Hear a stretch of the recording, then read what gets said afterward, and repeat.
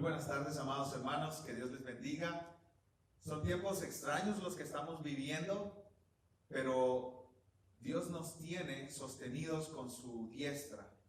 Su mano es poderosa y nosotros como sus hijos estamos seguros en Él y en sus promesas.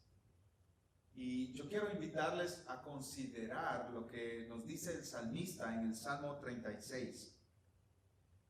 Él dice lo siguiente acerca de nuestro buen Dios. Jehová, hasta los cielos llega tu misericordia, y tu fidelidad alcanza hasta las nubes. Tu justicia es como los montes de Dios, tus juicios abismo grande. Oh Jehová, al hombre y al animal conservas. Cuán preciosa, oh Dios, es tu misericordia. Por eso los hijos de los hombres se amparan bajo la sombra de tus alas. Serán completamente saciados de la grosura de tu casa, y tú los abrevarás del torrente de tus delicias. Escucha esto, hermano, porque contigo está el manantial de la vida. En tu luz veremos la luz. Qué buen tiempo para ampararnos bajo la sombra de las alas de nuestro buen Dios. Esta es una imagen de Dios protegiendo a los que son suyos, cuidando a los que son suyos. Es extraño tener que estar en nuestras casas, tener que estar restringidos del movimiento, no poder reunirnos con otros creyentes. Hoy, el día del Señor, el día domingo, el día de adorar a nuestro Rey juntos con otros hermanos y hermanas que comparten nuestra fe. Pero nuestra confianza nunca debe estar puesta en las circunstancias, porque las circunstancias cambian.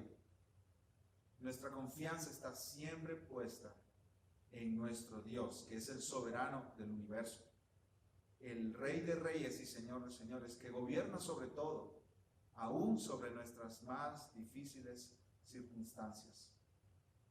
Leemos en el Salmo 36 que la fidelidad de Dios alcanza hasta las nubes.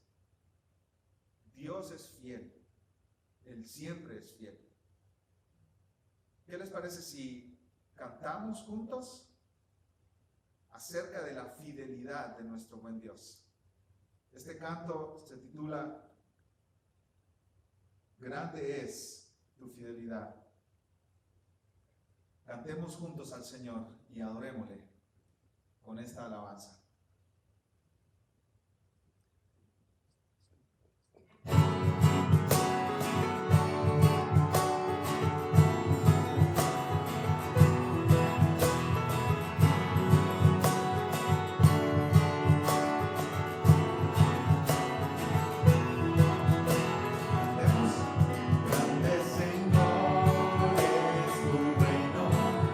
Tu dominio permanece.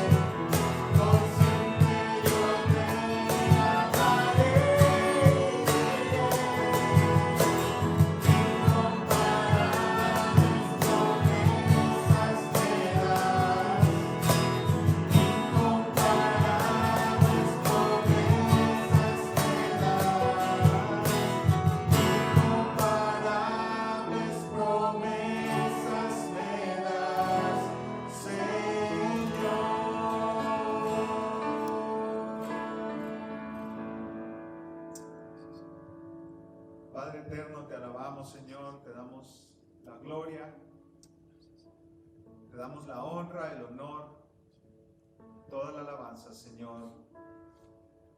A ti y solo a ti, el Rey de Reyes y Señor de Señores, el que gobierna cada átomo, partícula, cada elemento de tu misma creación, tú la gobiernas, Señor, y hoy te damos gloria, alabanza y honor, Señor. Toda esta situación que ha venido a nuestras vidas, Señor, toda esta situación que ha venido sobre el mundo entero, Padre, nos demuestra una vez más nuestra debilidad, y podemos decir con el salmista: ¿quién es el hombre para que tengas de él memoria, y el Hijo del Hombre para que le visites?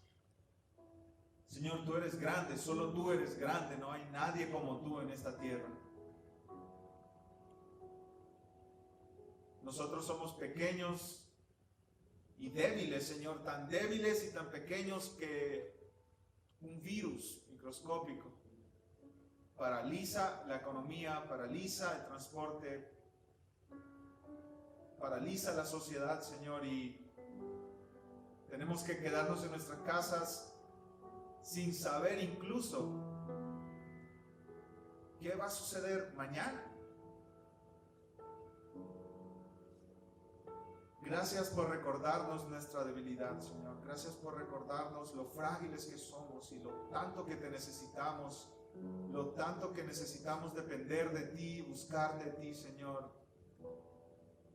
Gracias por recordarnos en este tiempo e incluso con estos cantos que tú eres fiel, permaneces fiel con los que son tuyos, con tus hijos, con tu pueblo.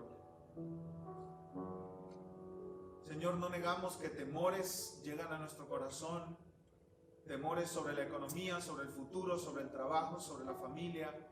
¿Será que nosotros vamos a contagiarnos de esta enfermedad? ¿Qué sucederá con nuestros cuerpos? ¿Qué sucederá mañana? Señor, traemos todos esos temores y todas esas cargas a ti, Padre, y proclamamos públicamente nuestra confianza en ti, Dios, nuestro socorro, nuestro sustento, nuestro sostén. Eres tú, Padre. Recién lo cantamos, tú eres nuestro consuelo, nuestro refugio, torre fuerte para nosotros. Ahí en ti encontramos nuestro descanso, nuestro gozo, nuestra paz. Solo en ti, Señor, no en las circunstancias, no en nuestra salud, no en cómo está nuestra familia, cómo está nuestra economía, cómo está el país. En ti, Señor.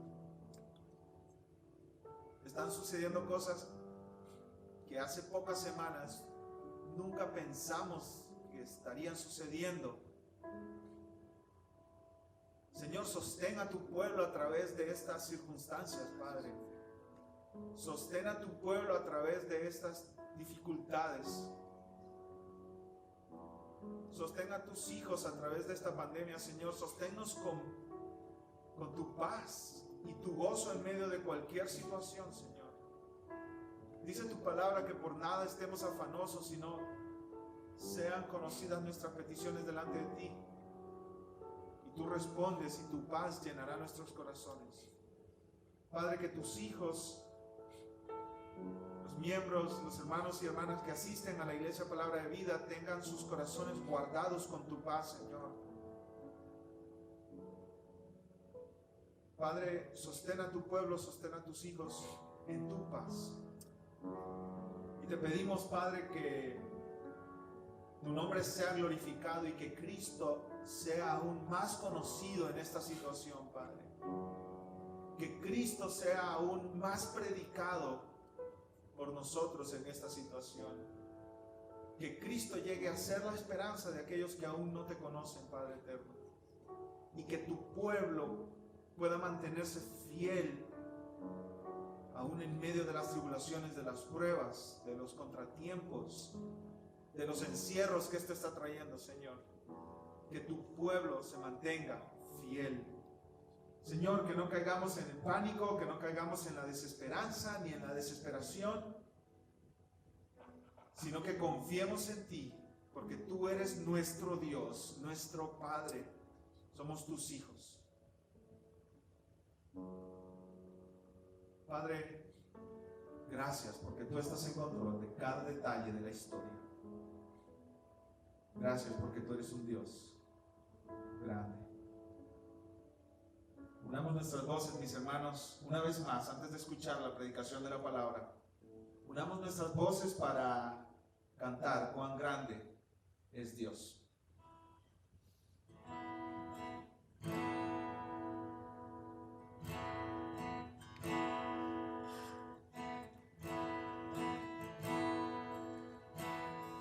El esplendor del Rey. El esplendor del Rey, vestido en majestad, la tierra alegre está, la tierra alegre está. Cubierto está de luz, se venció la oscuridad, venció la oscuridad.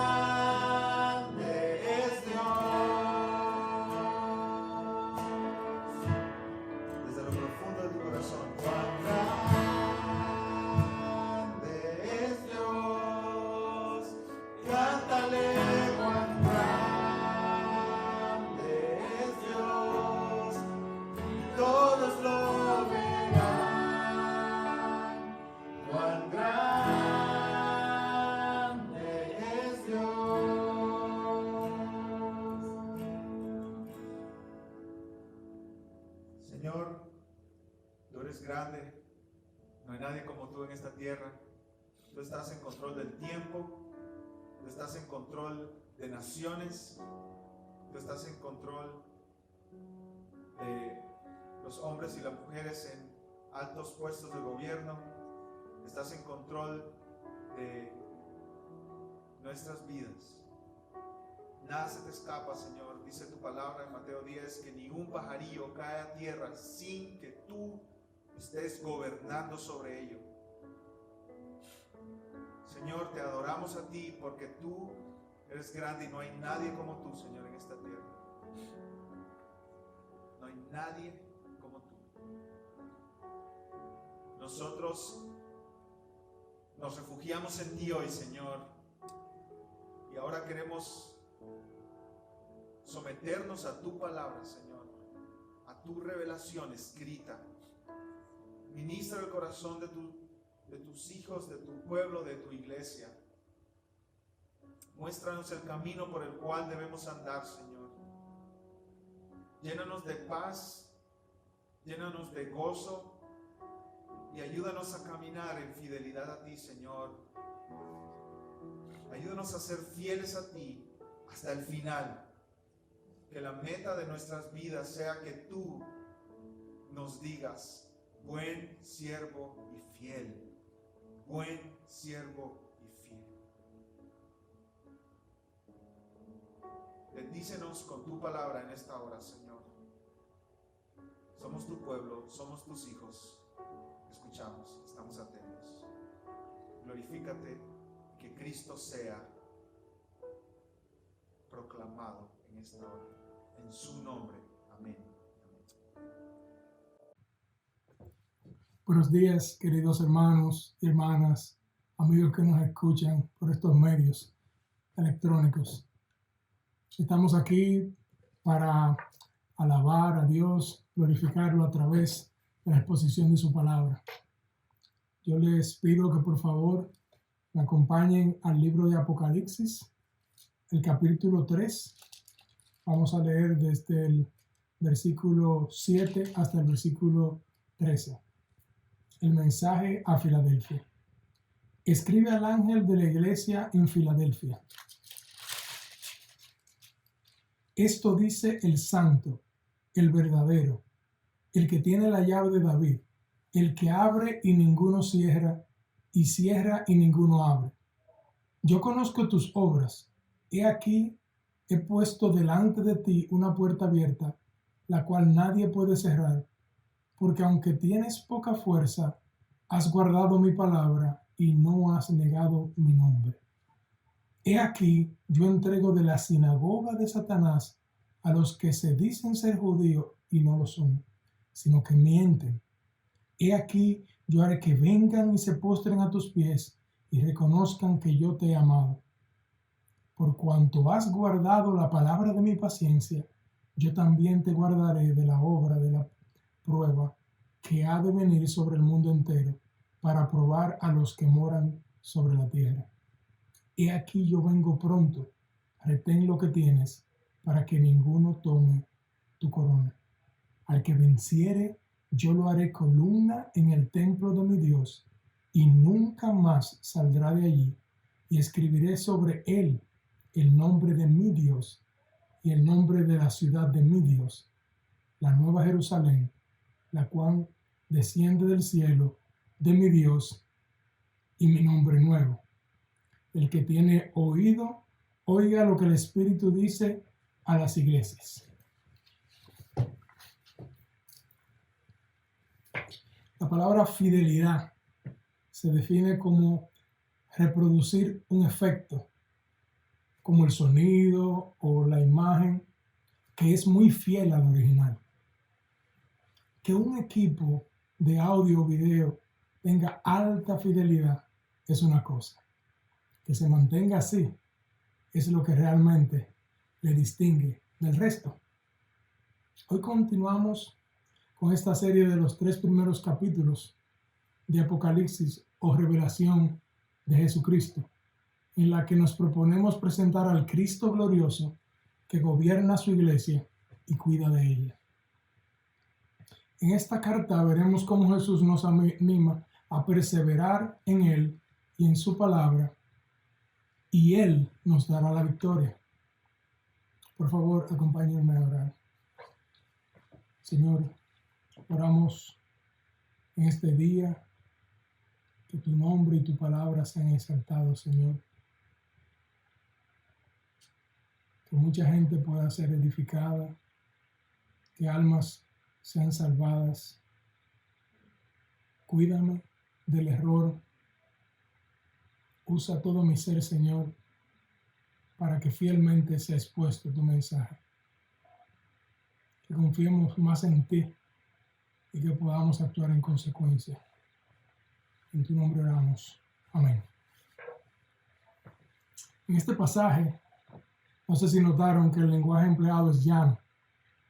Y en realidad se escribió para que le sonara bien familiar a la iglesia que recibía esta carta. Esta es una carta íntima y personal. Si se dan cuenta, muchas veces en el texto Jesús dice yo conozco, yo haré, yo te he amado, o mi palabra, mi nombre, etc. Así que la idea es un mensaje personal directamente a Jesucristo, a su iglesia. Vamos a estar viendo 5 puntos en este mensaje.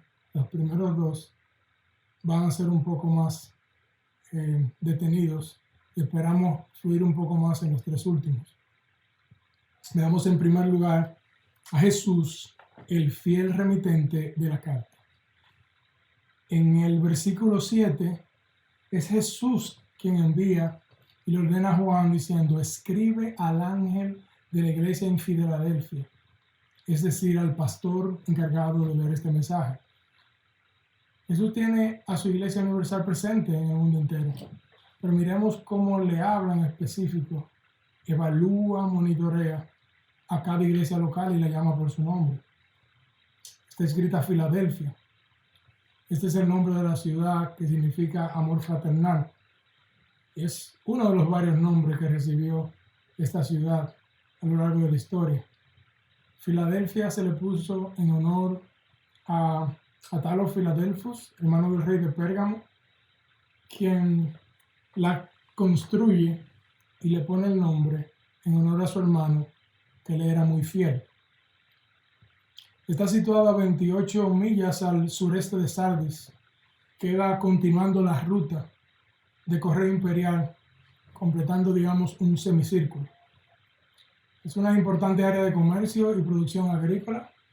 Muy fértiles viñedos habían ahí, porque las cenizas de los volcanes que impactaban esta área contribuían a eso. Fue varias veces reconstruida por causa de terremotos que la impactaron, y todavía al día de hoy mantiene presencia cristiana. Filadelfia y Esmirna son las únicas 2 de las 7 iglesias que no reciben ningún reproche de parte de nuestro Señor. Cristo nos pauta un ejemplo ahí, reservando el reproche cuando es necesario, pero enseñándonos a alabar y reconocer cuando se debe hacer también. Y es que toda iglesia verdadera, yo pienso que va a pasar en algún momento de su historia por alguno de los escenarios que vivieron estas 7 iglesias. Nosotros nos podemos ver básicamente representados en ellos. Vemos que Jesús lo primero que hace es que resalta sus credenciales. Dice: esto dice el santo, el verdadero, el que abre y ninguno cierra, y cierra y ninguno abre. Esto es de suma importancia, porque cuando lo pensemos en detalle, le podremos sacar mayor contenido y utilidad a este mensaje. Dios nos creó para que vivamos en un conocimiento íntimo de Él, dejándome conocer de Él, conociendo sus atributos. Entonces esto es esencial. Nosotros fuimos creados para glorificarle en este mundo, sirviendo a los demás, y que este sea nuestro gozo. pero para hacerlo nosotros necesitamos conocerle bien. Es imposible ser iglesia sin tomar en cuenta el carácter de Dios. Jesús es intencional en todo. Por eso Él encabeza el mensaje a cada una de las 7 iglesias hablando de sus atributos, de su carácter. Es como parecido a cuando tú contratas a algún profesional para que te dé un consejo en un proyecto en tu casa. Tú quieres ver primero su capacidad y esta persona quiere darte idea de quién es, presentándote sus credenciales. Pero la diferencia aquí es que los atributos de Jesús son permanentes, nunca cambian. Y esto nos da seguridad como iglesia. Fíjense que Él se presenta primero que nada como el santo. No un santo, sino el santo. En la Biblia solamente aparece el término santo en singular cuando se refiere a Dios. Esto implica deidad. Él es Dios. Jesucristo es Dios. Santo significa absolutamente puro y separado del pecado, reservado del mundo, diferente del mundo. Es el atributo más resaltado de Dios acerca de sí mismo. Él es 3 veces santo. Esto es santo a la máxima potencia. De continuo en el cielo se reconoce su santidad. Él es diferente a nosotros, significa esto. Él es único en su clase. Sin yo ser irreverente, se podría decir que en cierto sentido Dios es raro, en el sentido de que Él es completamente distinto. No hay nada con lo que yo lo pueda comparar. Sus pensamientos no son como nuestros pensamientos. Yo simplemente no puedo encasillar a Dios en una categoría que me acomode. Su santidad denota consagración y pureza absoluta. No admite nada que se le quede corto a su perfección. Así que pecado es todo lo que voluntariamente se queda corto de su santidad, de proyectar su gloria. Explica el hermano R.C. Sproul que el hombre puede crear un Dios de su imaginación, pero nunca el Dios de la Biblia, que es un Dios santo. El emperador en Filadelfia tenía un templo reconstruido en el año 17 de la era cristiana. Y había allí una inscripción que decía, el Hijo del Santo. Pero Jesús aclara que solo Él es el Santo. ¿Cómo puedo yo aproximarme como si nada a un Dios que le distingue su santidad? Un Dios santo es en realidad una inconveniencia para nuestra manipulación humana. Tú no puedes juzgarlo, su justicia es santa. Él es la medida de toda la moralidad. Su bondad es santa. Su ira es una ira santa. Esto emana de que solo Él sea Dios. Hay un libro que en la Escuela de Siervos y Siervas vamos a estar próximamente analizando. Es el libro de la santidad de Dios. Ese es un libro que transforma nuestra visión de Cristo y de Dios de una manera súper impactante.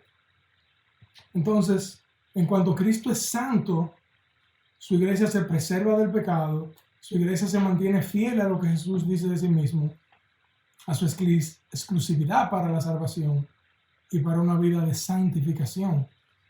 Jesús dice, quien te evalúa es santo. Quien dice esto además es el verdadero, seguimos viendo. Esto significa genuino o auténtico. Él no es uno que simplemente dice la verdad. Él es la verdad. Él es el parámetro. Él no es limitado como nosotros en nuestras facultades. Ni siquiera mis ojos pueden ver más allá del espectro visible o del rango de visión de lo que tengo enfrente solamente. Yo no puedo captar lo que tengo detrás. Jesucristo tampoco es prejuiciado como nosotros somos por el pecado, que todo lo empaña y tergiversa. Él es el único que se corresponde perfectamente con la realidad, tal y como Dios la ve. Él es Dios. Existe una pequeña isla que se cuenta en la que todos sus habitantes no pueden distinguir los colores y todo lo ven en una escala de grises. Esa es su realidad, pero sabemos que esa no es la verdad en cuanto a lo que ellos ven. Asimismo, la estrategia de Satanás siempre es o quitar nuestra mirada lejos de Dios, quien es la verdad, o convencernos de que nada es verdad, sino simplemente son preferencias o gustos individuales o de algún grupo. Entonces Jesús es el único capaz de ver lo interno más allá de lo externo. Él es el verdadero. Tú y yo no tenemos esa capacidad para juzgar ninguna iglesia. Así que esto les dice el santo, el verdadero, y ahora dice el único con la llave de David. Él es el soberano definitivo. En Isaías 22:22, a Eliaquim se le asignó ser el único con la llave a todas las riquezas del reino de David. Pero Jesús no es solo administrador, sino que Él es el dueño. Él controla sin intermediarios el acceso a todo tesoro físico o espiritual. Él es la máxima autoridad sin que nadie más se le pueda apelar por encima de Él. Así que no le ores a otro. En el capítulo 1:18 Jesús dice, y tengo las llaves de la muerte y del Hades. O sea, hasta de nuestro destino eterno Él tiene control. Jesús dijo, yo soy el camino y la verdad y la vida. Nadie viene al Padre sino por mí. Entonces, ya vimos a Jesús, el fiel remitente de esta carta. En segundo lugar, ahora veamos que Jesús resalta la fidelidad a su palabra y a su nombre como lo que abre la puerta para el servicio. En el versículo 8 vemos que Jesucristo, como con las demás iglesias, Él está íntimamente al tanto de todo lo que hace o deja de hacer esta iglesia. Él dice, yo conozco tus obras. Hermano, mi hermana, nuestro esfuerzo y trabajo para el Señor no es en vano. No pasa desapercibido. Él está siempre enterado. Qué maravilloso es esto. Y Él le dice, mira esto. Eso es lo que significa el he aquí. Dice, mira la puerta que he puesto delante de ti. Una puerta abierta, la cual nadie puede cerrar. Es el soberano del universo quien te lo dice. Y esto debió impresionarles a estos hermanos mucho. Ellos viven en una ciudad que varios imperios han atesorado por su posición estratégica. Le llamaban incluso a la ciudad la compuerta hacia el este, porque se ubicaba en el cruce hacia varias rutas claves en ese tiempo. Los griegos vieron en Filadelfia una puerta abierta para propagar su cultura y su lenguaje. Filadelfia era rica en cultura griega y adoración pagana, hasta el punto de que llegó a llamarse la pequeña Atenas. Los desastres naturales atentaban contra este proyecto una y otra vez, pero a base de imposición militar y de recursos materiales se volvía a reconstruir. Y aquí la iglesia en Filadelfia me la imagino casi desapercibida en comparación con esta realidad de poder, de grandeza. Sin embargo, Jesucristo, que ve lo que el hombre no puede ver, quien mira el corazón y no las apariencias, ofrece otras razones para abrir una puerta y usar a su iglesia. Dice, porque has guardado mi palabra y no has negado mi nombre, te abro esta puerta. La cultura pagana era abrumadora. La situación de Filadelfia no ofrecía ventajas prácticas para esta iglesia. Pero Jesús, con su perfecta objetividad, reconoce incluso sus limitaciones cuando dice, aunque tienes poca fuerza, muy probablemente eran pequeños y sin mucho alcance, cuando se le compara con otros templos paganos o incluso con las sinagogas judías que gozaban del permiso del gobierno del emperador para practicar su religión. Pero a ellos les ha bastado la gracia de Jesucristo. El poder de Dios se ha perfeccionado en su debilidad. Han dependido totalmente de Dios para existir y ministrar a otros.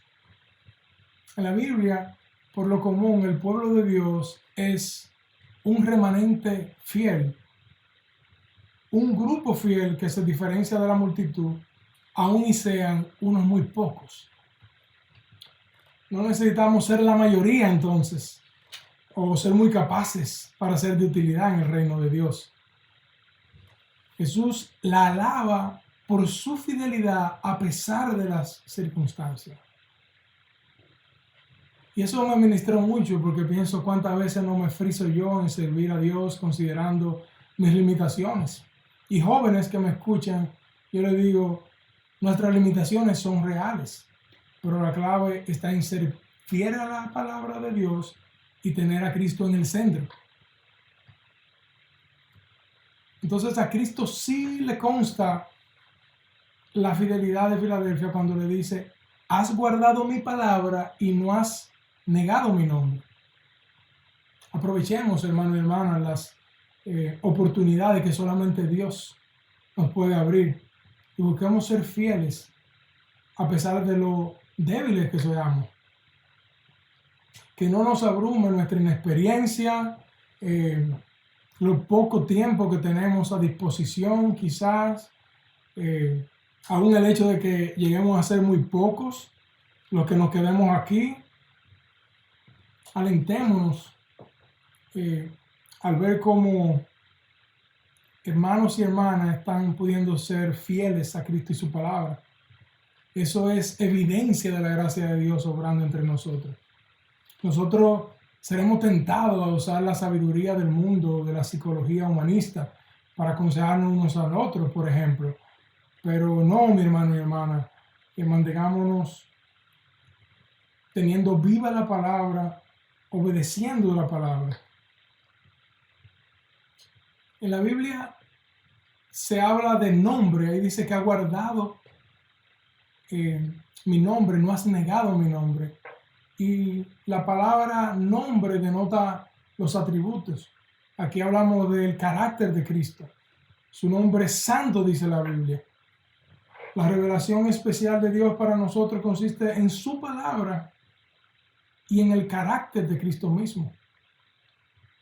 La iglesia siempre se va a regir por algo. La pregunta es, ¿nos estamos nosotros rigiendo solamente por la Biblia y por el nombre de Cristo? Mira, en la Biblia hay más de 200 atributos que se le dan a Cristo. Y nosotros a través de ellos podemos conocer más de Él y de su carácter. Pero solamente en su palabra podemos encontrarlo. Su palabra recoge el testimonio ocular de los que vieron a Cristo hablar, caminar entre nosotros y nos deja un modelo a seguir. Él nos dejó todo lo que nosotros podemos necesitar como iglesia. Nuestra iglesia amada, Iglesia Bautista Palabra de Vida. Debemos recordar que sea Cristo en el centro y la Biblia lo que nos rija. Nosotros por encima de cualquier otra cosa, de ser reformados, somos de Cristo. Por encima de ser bautista o cualquier otro distintivo, nosotros somos de Cristo. Nos rige la Biblia. Si negamos su nombre, Él también nos negará. A nosotros nos parece quizá un caso extremo el que se menciona negar el nombre, pero Él mismo, nuestro Señor, dice que en el día del juicio a muchos Él le dirá, apartados de mí, hacedores de maldad. Y estos parecen ser hombres que estaban muy convencidos de que trabajaban para Cristo. Porque nuestro pecado es sutil y engañador. Un poco de levadura leuda toda la masa. Así que es triste ver cómo incluso el nombre de Cristo se tuerce cuando es presentado como si fuera un genio de la lámpara para que Él trabaje para nosotros. Esto es negar también el nombre de Cristo.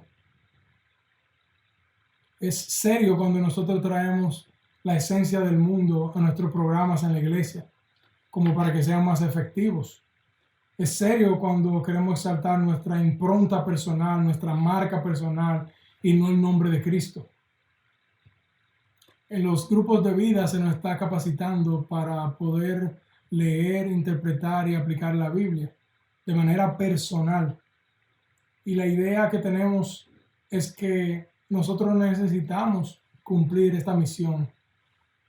Nosotros tenemos la obligación, tú tienes la obligación, mi hermano y mi hermana, de ser dirigente en ver lo que se está predicando en este púlpito, de evaluar a cada maestro, maestra, cada siervo, cada pastor que pasa un mensaje. Si un servidor está predicando otra cosa que no es conforme a la Biblia, es una responsabilidad muy grande que se encomienda a nosotros. Mi hermano, el estado de tu alma y de tu familia está en juego. Acércate con amor y respeto a tus hermanos, ya sean pastores o no, y conversa tus dudas con ellos. Debemos ser como los hermanos de Berea, a quienes Pablo elogia porque examinaban con la palabra todo lo que él le enseñaba. Entonces, la iglesia verdadera es como un equipo de audio o video de alta fidelidad.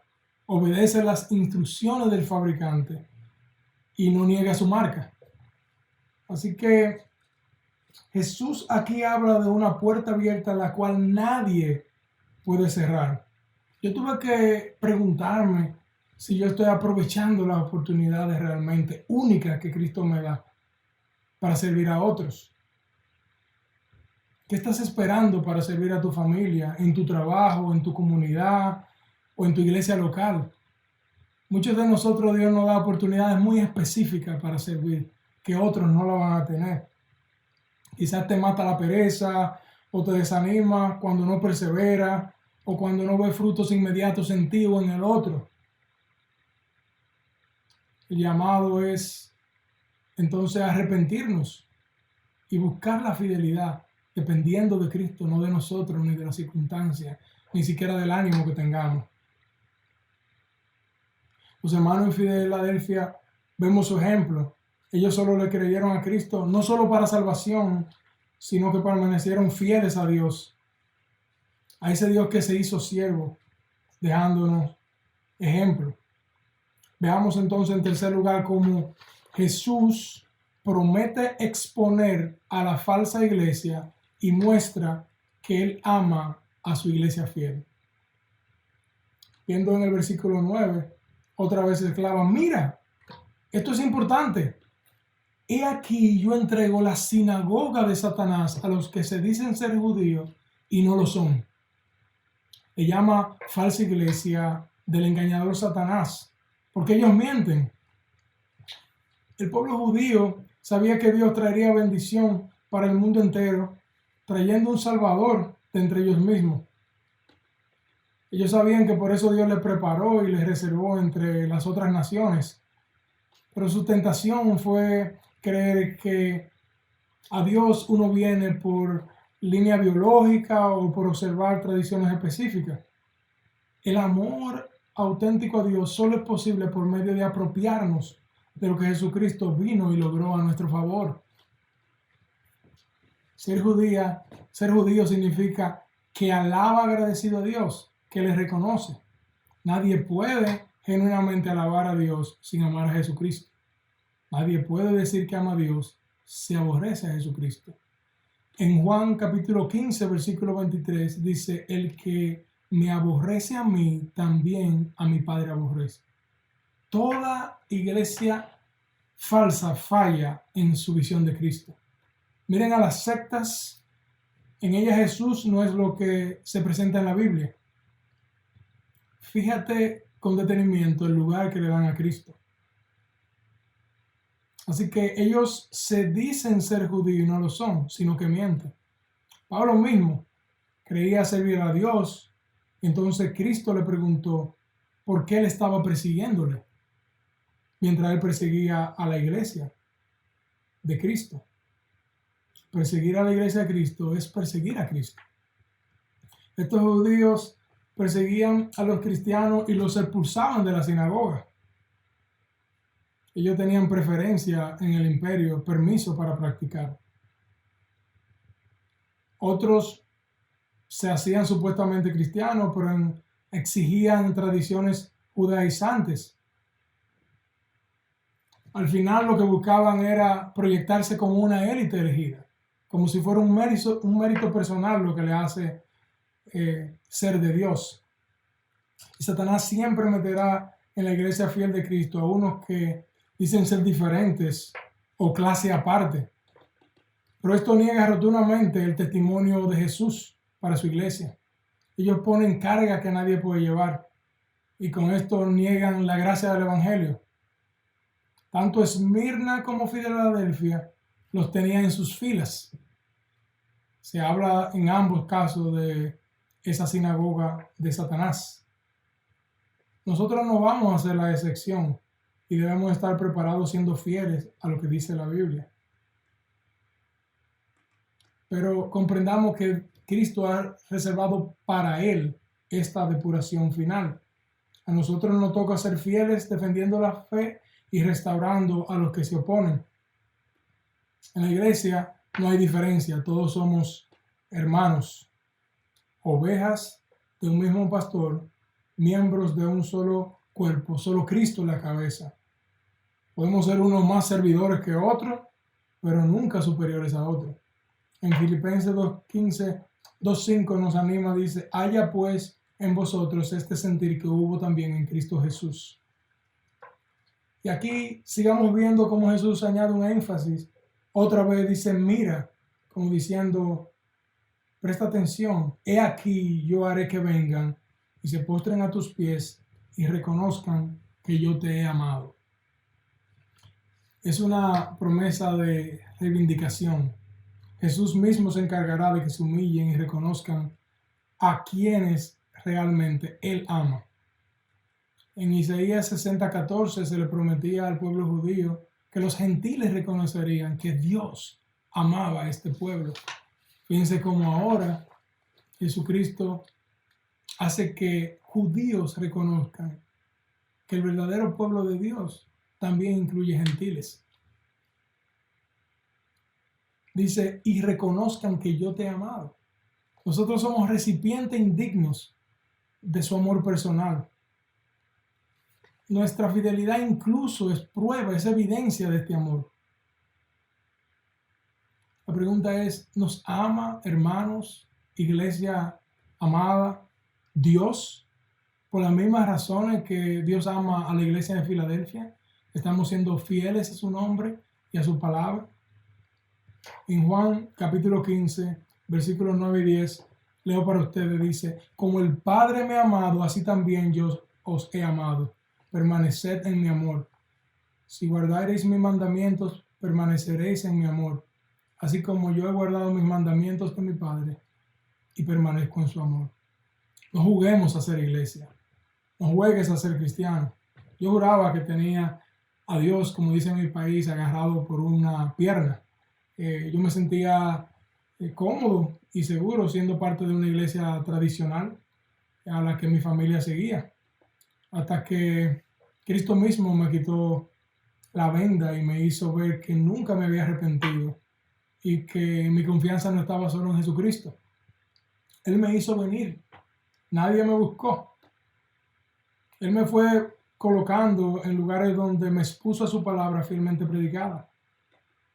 La gente que él usó se limitó a servirme y a presentarme a un Cristo glorioso en su palabra. Ni siquiera hicieron proselitismo para que me cambiara de fe o de iglesia. Cristo brilló por sí solo y su palabra hizo su obra años más tarde. Gloria a Dios por eso. Si aún no has humillado tu voluntad ante el señorío de Cristo, hazlo ahora. Él es el dueño más bondadoso que tú puedes tener. Si tú no te arrepientes ahora, tu pecado seguirá siendo tu dueño y la muerte eterna será tu paga inevitable. En 1 Timoteo 2:5 dice, porque hay un solo Dios y un solo mediador entre Dios y los hombres, Jesucristo hombre. Recuerda que al final toda rodilla se doblará y reconocerá a Cristo como Dios, aún de los que estén en el infierno. Así que ven ahora, no lo retrases más, por favor. Veamos en cuarto lugar que Jesús nos alienta a resistir fiel y pacientemente en la prueba para que retengamos así nuestra corona. En Apocalipsis capítulo 3 versículo 10 dice: por cuanto has guardado la palabra de mi paciencia, yo también te guardaré de la hora de la prueba que ha de venir sobre el mundo entero, para probar a los que moran sobre la tierra. He aquí, yo vengo pronto, retén lo que tienes, para que ninguno tome tu corona. Guardar la palabra de su paciencia es resistir y perseverar a pesar de los tiempos difíciles. Es una marca que compartimos todo verdadero hermano creyente en un grado o en otro. En Apocalipsis capítulo 1 versículo 9 dice: yo, Juan, vuestro hermano y copartícipe vuestro en la tribulación, en el reino y en la paciencia de Jesucristo. Estaba en la isla de Patmos por causa de la palabra de Dios y el testimonio de Jesucristo. Alienta tanto saber que para el cristiano la prueba no viene por descuido de Dios, sino que Él la envía con un propósito santo y bueno que nos conforma más y más al carácter de Cristo. En Santiago capítulo 1 versículos 3 y 4 leo para ustedes, dice: sabiendo que la prueba de vuestra fe produce paciencia, mas tenga la paciencia su obra completa, para que seáis perfectos y cabales, sin que os falte cosa alguna. Siguiendo en el versículo 10 del capítulo 3 de Apocalipsis, ahora Cristo promete una garantía especial. Dice: yo también te guardaré de la hora de la prueba que ha de venir sobre el mundo entero, para probar a los que moran sobre la tierra. Sabemos que Dios honra a los que les honra. A través de la Biblia queda expresado el principio de siembra y cosecha que Dios ha instituido. En Gálatas 6:7 dice: no se engañen, Dios no puede ser burlado, pues todo lo que el hombre sembrare, eso también segará.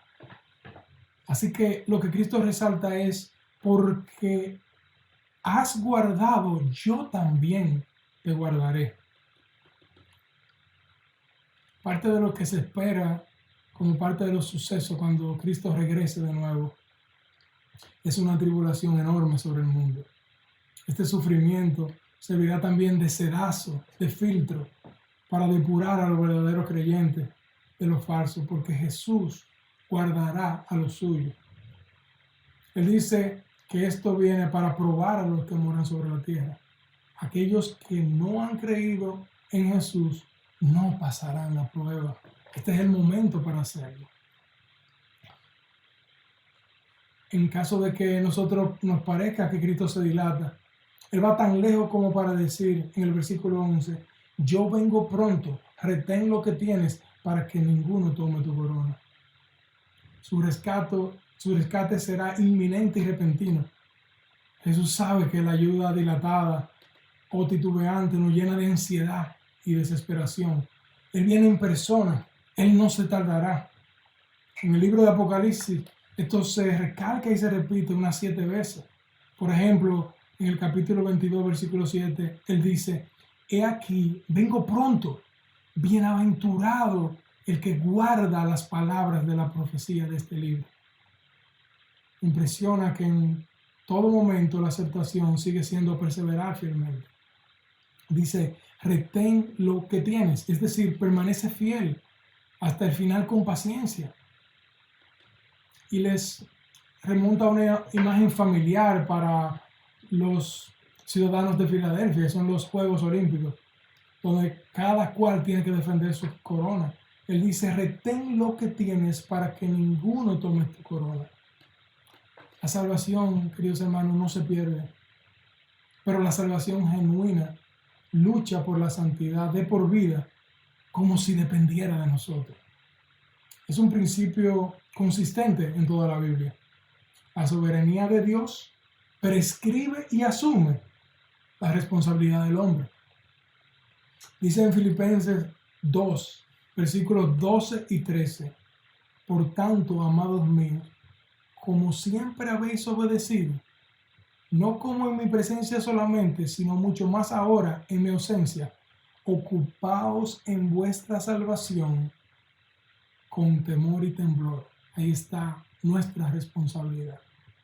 El versículo 13 impresionantemente dice, porque Dios es el que en vosotros produce así el querer como el hacer por su buena voluntad. Dios es soberano. Tu santificación da testimonio de tu salvación y nunca es pasiva. Incluso si te tocara estar postrado en una cama, hay mucho que tú puedes obrar para la gloria de Cristo y el avance de su reino desde ahí. En 2 Corintios capítulo 13, 5 dice, examinaos a vosotros mismos si estáis en la fe, probaos a vosotros mismos. ¿O no conocéis a vosotros mismos que Jesucristo está en vosotros a menos que estéis reprobados? El genuino creyente persevera en fidelidad y nunca da por sentado la lucha por la genuina fe. Él quiere asegurarse de que creyó verdaderamente. Él entiende lo sutil del pecado y lo engañoso del pecado. Entonces, cuando habla de la corona, la idea es la distinción que conlleva luchar por un premio intencionalmente. Como en 1 Corintios capítulo 9, 24 dice, ¿no sabéis que los que corren en el estadio, todos a la verdad corren, pero uno solo se lleva el premio? Corred de tal manera que lo obtengáis. Nuevo Testamento nos describe una corona que no se daña, una corona de gozo, es una corona de rectitud o justicia, es una corona de gloria, es la corona de vida. Pero sea lo que sea esta corona, nunca será algo mejor que Cristo mismo. Así que a la luz de todo esto, observemos que en un mundo injusto y decadente, en quinto lugar, las promesas de Jesús son relevantes y radicalmente opuestas a las precariedades e injusticias de nuestra vida presente. Leamos juntos en el capítulo 3, versículos 2 y 13, dice, al que venciere, yo lo haré columna en el templo de mi Dios, y nunca más saldrá de allí. Y escribiré sobre él el nombre de mi Dios y el nombre de la ciudad de mi Dios, la nueva Jerusalén, la cual desciende del cielo de mi Dios, y mi nombre nuevo. El que tiene oído, oiga lo que el Espíritu dice a las iglesias. Dice al que venciere. La promesa es para todo el creyente verdadero que ha vivido en fidelidad y ha vencido el mundo. Y nos aclara de una manera increíble la primera carta de Juan, en el capítulo 5, versículos 4 y 5, dice, porque todo lo que es nacido de Dios vence al mundo. Y esta es la victoria que ha vencido al mundo, nuestra fe. ¿Quién es el que vence al mundo? Sino el que cree que Jesús es el Hijo de Dios. Esto de vencer admite que esta vida no es un terreno de diversiones, sino un campo de batalla. Si las precariedades e injusticias no son físicas, entonces lo son espirituales, o lo son relacionales, o todo esto combinado. Los hermanos en Filadelfia podían entender el contraste de su día a día con lo que promete Jesús de inmediato. La realidad de la vida social y física en esta ciudad ponía de manifiesto cuán puntual son las promesas de nuestro Salvador. Filadelfia era sede de múltiples templos, incluyendo uno a Zeus y al emperador. Dijimos que la llamaban la pequeña Atenas por la magnificencia de los templos. Y la distinción social ahí entre los habitantes era marcada por a qué Dios tú adorases, en especial si tú adorabas al emperador. Y además, si tú donabas para la construcción de algún templo, se te era reconocido notablemente. A falta de los premios de televisión del día de hoy, las grandes columnas en los templos paganos hacían esta función. Habían una inscripción en ella. La columna no solamente era para tratar de resistir a los terremotos, sino que servían como un monumento histórico a sus residentes distinguidos. Pero Jesús dice, te haré columna en el templo de mi Dios. En el cielo, la presencia continua de Dios funcionará como el nuevo templo. Nosotros mismos seremos columnas distinguidas en el nuevo templo de Dios. Nuestra distinción será evidente. No es el templo de cualquier dios pagano. Jesucristo dice que es el templo del verdadero Dios, de su Dios, porque Él es el Dios trino. Este mundo ofrece falsa seguridad. Nos amparamos bajo una seguridad social que se desploma o que no funciona. Se promete seguridad y justicia, incluso una falsa paz y seguridad, pero nada de esto es cierto. Por eso nos debe sonar como el mayor aliento cuando nos dice, y nunca más saldrá de allí. En especial para la gente en Filadelfia. Sus tierras eran fértiles, sí, y la fama de sus viñedos era grandísima. Pero nada de eso compensaba la incertidumbre de tener que salir corriendo por sus vidas cuando venía otro terremoto y arrasaba con todo. Fue reconstruida varias veces esta ciudad por el emperador, hasta se le eximió del pago de impuestos para ayudarle. Y igual nos pasa a nosotros, en este mundo tendremos diversas pruebas, pero nuestra garantía es Dios mismo. La estabilidad eterna nos espera en su cielo, no está prometida aquí. Las catástrofes mundiales, la inestabilidad económica y social nos hacen valorar la estabilidad eterna en su justa dimensión. Cada vez que tú pareces tener algo asegurado, se te esfuma de las manos. Puede ser tu situación migratoria, de salud, de vivienda, de empleo o una pandemia como en este caso el coronavirus. Todo esto, si nos fijamos bien, sirve para incrementar el brillo de las promesas de Dios para sus hijos. Nunca más tendremos que salir. Nunca más tendremos una inestabilidad. Estaremos seguros y estables eternamente. La salvación no se pierde. La inmensidad y la gloria del cielo nunca cambiará. Continúa diciendo finalmente, y escribiré sobre él el nombre de mi Dios y el nombre de la ciudad de mi Dios, la nueva Jerusalén, la cual desciende del cielo de mi Dios, y mi nombre nuevo. Actualmente, Filadelfia lleva el nombre de Alasehir. Es una ciudad turca, que significa ciudad de Dios.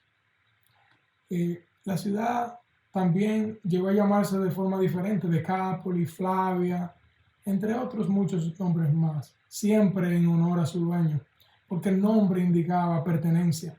Así que Dios viene y hace un contraste y nos asegura que Él es nuestro dueño y que nosotros llevaremos por siempre su nombre. Nosotros le pertenecemos a Él. Dice, la ciudad de mi Dios, la nueva Jerusalén, la cual desciende del cielo. Es una ciudad que no es de aquí, no hay ninguna referencia con la cual tú la puedas comparar. Ni siquiera se trata de la restauración de la vieja Jerusalén. Es algo totalmente nuevo, donde confluye la tierra nueva con la realidad espiritual del cielo. Nada mejor que eso. Y dice, y mi nombre nuevo, implica que todo atributo comunicable de Dios a nosotros estará con nosotros, será nuestro. Será mío también, será tuyo también.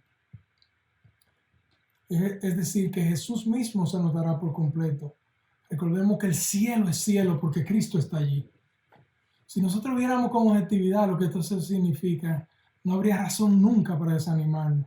Dice el pastor Héctor Salcedo, si pudiéramos meditar más en lo eterno, no añoraríamos tanto las cosas de este mundo.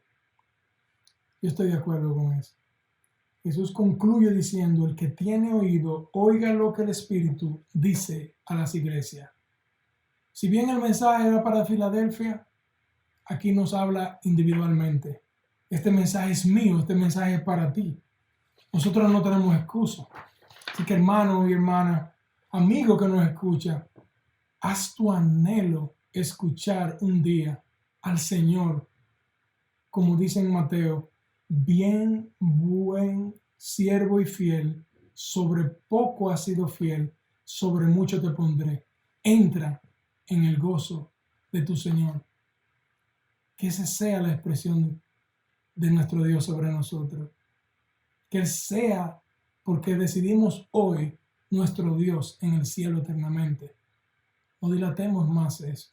Y si ya tú eres de Cristo, busca la fidelidad. Busca la ayuda de hermanos.